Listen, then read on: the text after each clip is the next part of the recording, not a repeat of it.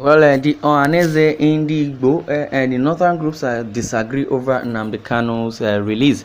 The Apex Igbo Socio-Cultural Organization, Ohaneze Ndigbo, has disagreed with northern groups, including Arewa Consultative Forum, ACF, and a coalition of northern groups, CNG, over the demand for the release of a detained leader of the proscribed indigenous people of Biafra, IPOB, Mazi Nnamdi Kanu, by Igbo elders. The IPOB leader, Mazi Nnamdi Kanu, the elders under the umbrella of highly respected Igbo greats led by Monogerian First Republic parliamentarian and Aviation Minister Chief Mbazulike Amechi made the demand when they paid President Muhammadu Buhari a courtesy visit at Aso Villa, Abuja last Friday. Amechi had pleaded with the president to quench the fire of the southeast by releasing Kanu in the interest of peace. Reacting, Buhari said the demand was heavy, but he would consider it. That was what the Buhari said. Following the meeting, ACF and CNG fulfilled the demand by the Igbo elders. The northern group insisted that KANU should be made to face justice and accused some southeastern groups of trying to subvert the cause of justice. The groups also expressed similar sentiments as Buhari that it was a favor for KANU to be arraigned in court to make his case. Ohaneze Ndigbo took exception to this and fired back that by releasing KANU, Buhari would be doing his administration favor, not Ndigbo. Definitely. The group's Secretary General Okechukwu Izuguzoro warned that the northern groups to desist from fanning the embers of dissension or war and also disunity, also culpable of threatening the corporate existence of the country. The same way, they will say that Malami will say that Nnamdi Kanu and Sunday Igboho are inciting war, that they should desist from the agitations they are agitating because they are violating or threatening the corporation or corporate existence of the country. Well, the question here now is, what do you think of this?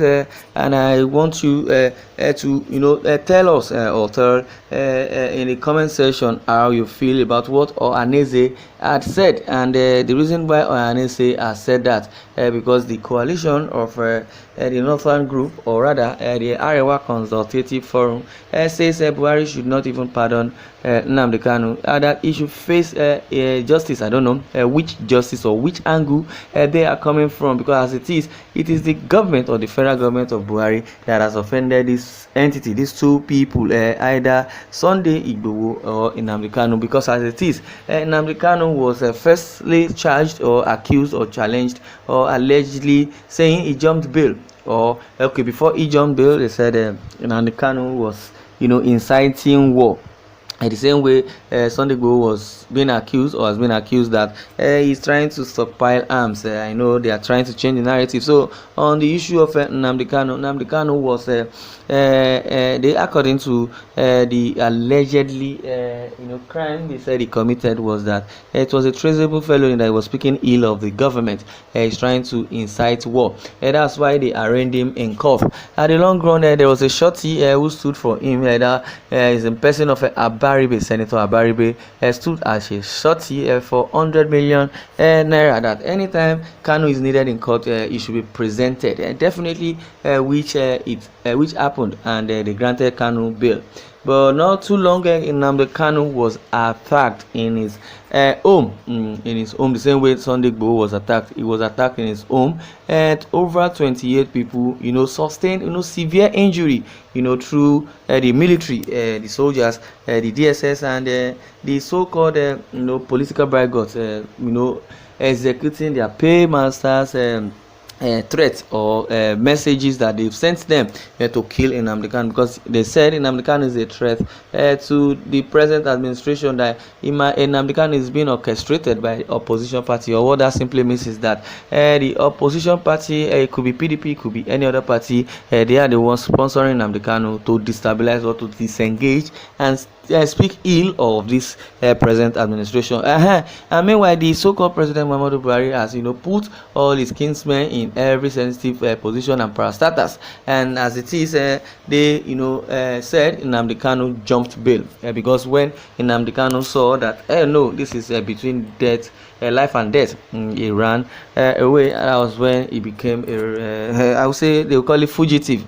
He ran for his dear life. So the day of the court hearing, I don't know, maybe that's the narrative, to change the narrative to threaten Nnamdi Kanu, or rather I would say Nnamdi Kanu's home was invaded. The main aim is to kill Nnamdi Kanu because he's a threat to the government, and that's why Nnamdi Kanu jumped bail. So since then they said Nnamdi Kanu jumped bail, that Abaribe will forfeit his 100 million naira. Abaribe said no, that Nnamdi Kanu is still coming back to Nigeria. The only thing here Nnamdi Kanu knows, or the only offense he has committed, is just not to be present on the day of the court hearing. They said he jumped bail, but Abaribe also justified Nnamdi Kanu, advocated for Nnamdi Kanu, despite not being a lawyer. Says Nnamdi Kanu wouldn't have jumped bail or wouldn't have traveled or eloped if not that you as the government, you are creating, as what they've written here, I would say, is forming the embers of war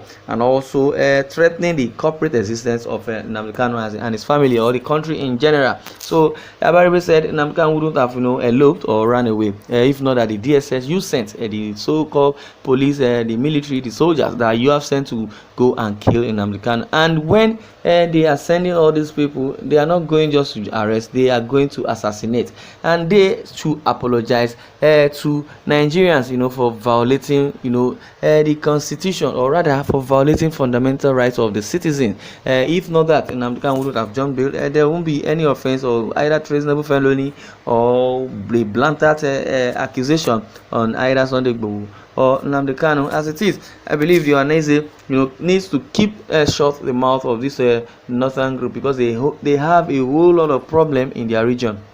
They will not face that, especially in the northern part of the country. The Boko Haram have taken over, the terrorists have taken over. Just recently, COF, forcefully, proscribed the bandit as being terrorists. I don't know why. They are, because as far as the southerners are concerned, we know that anything bandit, anything, anybody terrorizing the northern part of the country, they are all terrorists, and that's the reason why they have gone to US to purchase ammunition. So if they have not told the United States or those international organizations who are sending or selling ammunition to them, if they had not said they want to kill or eradicate terrorism in the northeastern part of the country, they wouldn't have sold it to them. So if they say they are trying to play politics or change the narrative, I would know that yes, truly the president or the government or the president's dispensation are not being truthful to themselves, and which is very, very obvious. Where someone says, how will they even try Kanu without clearing the Kenya saga? Releasing him is a safe option. But notwithstanding, to answer this question, yes, Kanu will be released definitely, but they will now revisit that issue, the Kenya issue. It's not Kanu or Ohaneze that will propel that. It is the international community, because we have a United Nations, we have ECOWAS, and we have lots of them like that. Those are the ones that would dive into the situation, and also ICC will be warming up to arrest whoever they want to arrest, because the violation of a fundamental human right in Nigeria is becoming, a day-to-day activity, whereby immunity or impunity, or whichever way they want to call it, has become the order of the day. So the judiciary does not even have the power of its own. Anything Malami says is what is final. Definitely, nemesis, they say, will catch up on them one by one. Those that think they have jeopardized the economy, those that think the law cannot catch up against them. Let's wait. Come 2023, the power of incumbency will turn over, and will know. They will select the chaff from the grains, and that is what it is. This is where I'm going to draw the curtain. I would like you to share your view in the comment section. Thanks for listening, and God bless you.